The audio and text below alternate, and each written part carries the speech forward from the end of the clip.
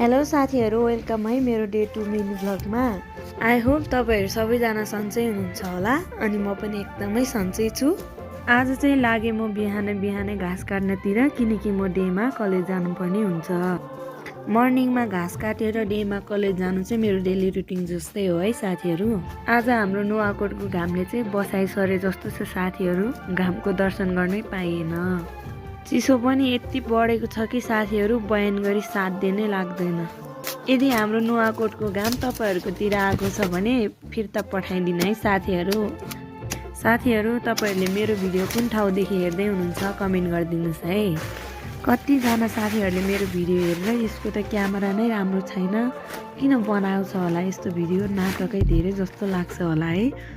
आफ्नो इच्छा चाहनालाई चाहिँ अरूले केही भन्छ कि भनेर नगरी बस्ने चाहिँ नगर्नु है साथीहरू। म चाहिँ जसले जेसुकै भनोस्, आफूलाई मन लागेको कुरा चाहिँ गर्छु नै है। हामी पछि पढ्नुको एउटा रिजन चाहिँ यो पनि हो है, कसैले केही भन्छ कि भनेर आफूले गर्नुपर्ने काम पनि नगरेर पनि हामी पछि पर्छौँ नि त।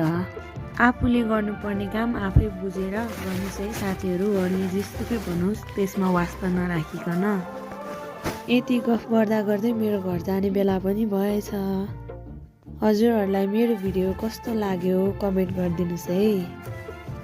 आजको लागि यति नै, अब अर्को मिनी भ्लगमा भेटौँला। बाई बाई साथीहरू।